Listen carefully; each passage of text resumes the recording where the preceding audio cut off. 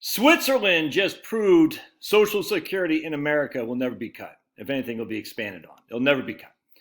And it'll be increased. So anyway, check this out from my man Vox Day. We just came inside. Poochies. Poochie just came inside. The end of economic ideology. I could not agree more with this at all. And this is voxday.net. Just Vox Day is not for the faint of heart.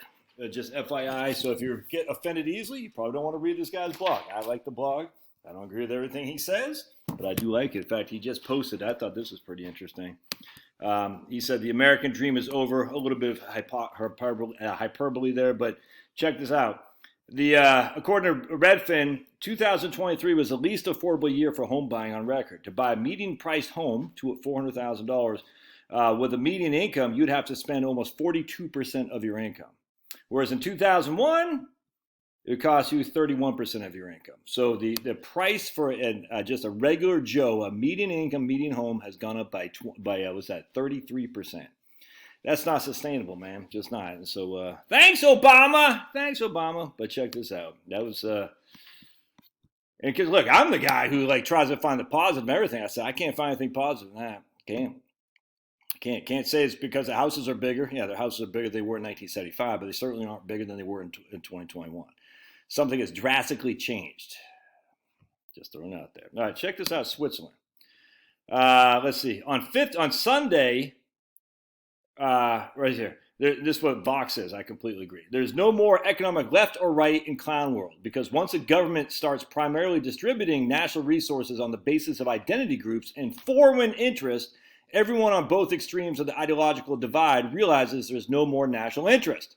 Any appeal to it is pointless, and therefore absolutely no point in working towards anything but maximal distribution to their own identity groups. I'm telling you, that's why these people are just bashing on white people. They're making a huge mistake. The minute whites start segregating themselves in their own identity group, it's happening. It is happening. You're over because for decades now, whites have been the whipping boys, man. There's an old Minor Threat song from 1982 or something like that, 1983, "Guilty of Being White." I'm guilty of a racist crime. I've only served 19 years of my time, and basically talk about slavery. And he's the guy who wrote it, Ian MacKay. He said, I didn't do that. And he's a big liberal too. But at the end of the day, at some point, the whipping boy says, no, I don't want to be whipped anymore.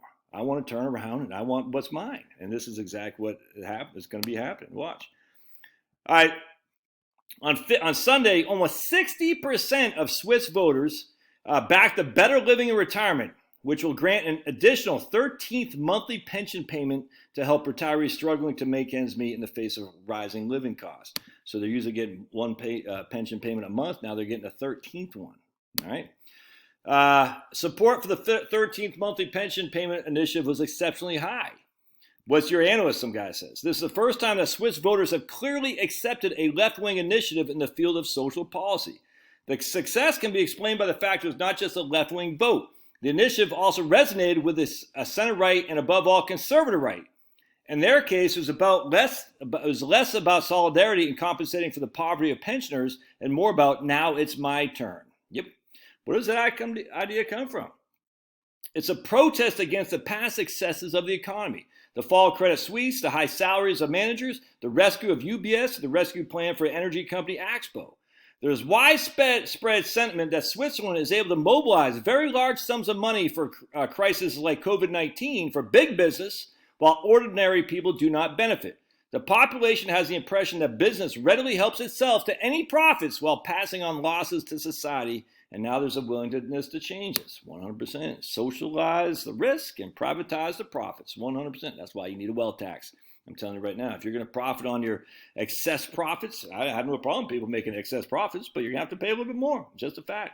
Because you didn't get there on your own, as Elizabeth Warren would say. You got there with a lot of government bailouts, dude. Jamie Dimon, did he get there on his own? Elon Musk, did he get? No. Jeff Bezos, no. Who's that stupid guy from Twitter? Not the guy now, but the old guy, Jack Dorsey or something like that. That was all government money, dude. 100%. Is perhaps another argument, which is very popular in conservative circles, that helped to topple the country's most conservative strongholds, particularly in German-speaking Switzerland. If the Swiss authorities are capable of spending billions of francs on development aid and welcoming refugees, then we should do the same for retirees. Even the country's most seasoned political scientists are at a loss. Never before has an initiative from the left and unions sparked such sympathy among the right. I completely agree. And Vox says this is why both liberalism and conservatism are dead across the West and have been replaced by globalism versus nationalism, combined with an international identity politics on the foreign policy side and pure identity politics on the domestic side. Yep. What is the point of being fiscally conservative or not spending every last bit of money on yourself while it lasts if the politicians are just going to use that money to import refugees? Hey, Knuckles, come here. We just got back inside, by the way. So he's like, I want to go back again, Dad.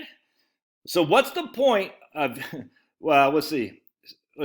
What is the point of being fiscally conservative or not spending every last bit of money on yourself while it lasts if the politicians are just going to use it to import refugees, send the money to Israel or Ukraine, or bailing out failed corporations if you don't?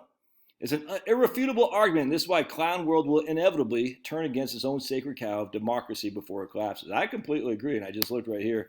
The Swiss embraces pension increase while firmly rejecting a rise in retirement age. Decided to boost pensions was a protest vote. This happened just 9 hours ago. Swiss vote to give themselves a bigger pension. I mean, it's 100%. Why are we giving all this? Why are homeless people and illegal immigrants priority over American citizens of all races, creeds, and religions? It's insanity. Why are we just opening the door for all these people? We got people who are illegal immigrants bumping people off their paid-for flights so they can go someplace else. There was even Brian Kemp, this clown, our freaking governor here. They had some media guy he found that at the Atlanta airport, there's like this holding room for illegal immigrants. They're like, what, where are they going? And the guy was caught on camera and said, we don't know. We just drop them off. What happens? We don't know. And Brian Kemp knows this, and they don't do anything. And then what's a stupid idiot Adams in New York said, we're going to give 10,000, whatever the hell it is, man. Why are illegal immigrants? And look, if this makes me left-wing to say, hey, at least I'll get a higher social security, freaking call me left-wing, I don't care. This is insanity. It's insanity. We're spending money on Ukraine, Israel, illegal immigrants, and homeless people. And our own freaking people can't afford to buy a median house. Dude, you think that's right? No. If that makes me a left-winger, so be it. I don't think there's no more left versus right. It's globalism for nationalism. If some people are like, oh, they're going to call you a Christian nationalist, as if I'm like, yeah, you call me that all day long. I'll gladly accept that label. But they'll say you're crazy. I don't care. Christian nationalism, 100% pro-America and 100% pro-God, 100%.